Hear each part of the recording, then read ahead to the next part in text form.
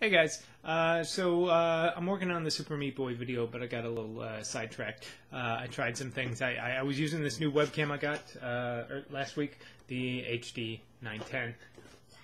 I was trying to use that, integrate that into it, and because it has some qualities that I like about it, but it has some qualities. It didn't quite pan out the way I expected, and I'm gonna have to reshoot. And then it turned into night, and I got lazy, so I'm gonna have to start up tomorrow. So sorry, I'm being late. But I figure, because I promised videos Saturday, and I was lazy last week and waited. Took me an extra day. I didn't post till Sunday again last week. I thought I'd throw up a little freebie. This would just be in the YouTube channel that I probably won't even post on the site because I'm lazy. But I wanted to take this opportunity to give you a video, and I figured I would do something constructive, like complain about something. And I'm going to complain about the Spike Video Game Awards, which I'm actually watching right now. It's a commercial right now, and it's better than it's been in the past. They've been doing this for a little while, and it seems like they're starting to kind of get it a little more than they used to. But it's still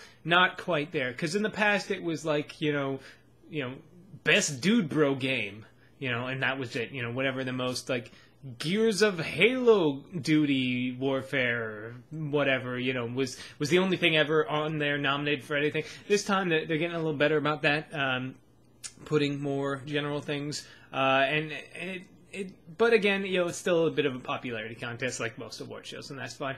But one of the things I do like is they added the whole token best studio thing, which is I wish they would do more stuff, focus more on the game studios rather than the big celebrities and whatnot. Like with the best voice actor, most of, if I can remember, like all but like one of them was like a celebrity that did a voice. Now, granted, they were some pretty, Martin Sheen and Sam Waterston, they did some pretty good voices, but they also had the guy who played John Marston, who isn't a celebrity, which is great.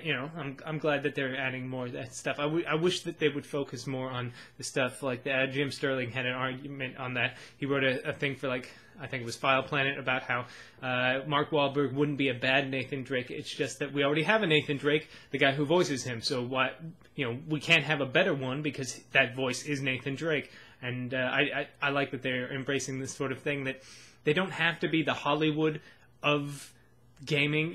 They don't have to try and be Hollywood, but it still feels like they're trying to be a little bit more Hollywood. They're kind of fixing it a little, but it basically they're trying to emulate their closest relative, which is the movie and television industry, which really it's hard to emulate because they are incredibly different genres. They are not alike. They are both visual mediums, but one is a visual medium with a heavy interactivity, and one is just a very passive medium. And I wish that they would find a way. I don't know. It's better. I mean, it seems like in the past few years, gaming has evolved in a way, at least media wise, and to try and get itself out there and not try and be the movie industry. But it still seems like, because they still said, the most your anticipated game, the Thor the movie game, like no one gives a shit about the Thor the movie game. I'm only kind of excited for Thor. It looks okay. I'll probably, I won't see it because I'm a lazy bastard who doesn't leave his house. But I sure as shit am not interested in Thor the game, or Thor the movie the game. Why waste my time even showing that off?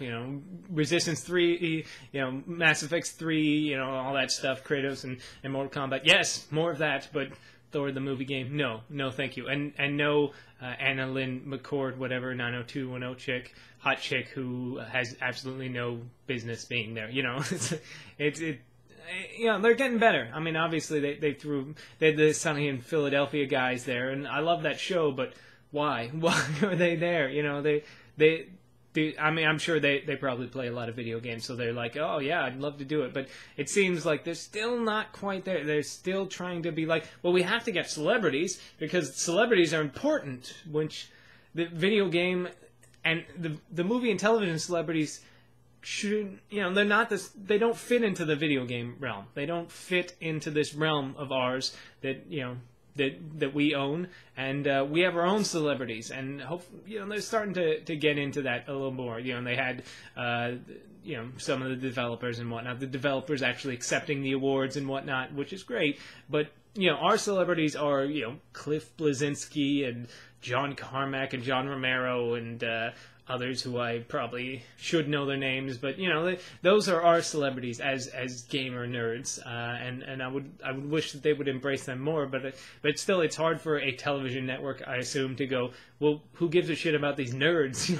No one wants to see that. They want to see the chick from 90210 standing there. And granted, they do have a point. I would much rather see the chick from 90210 in a cute outfit talking about a video game, or at least, well, not talking about it. I'd rather see her on screen than probably John Carmack.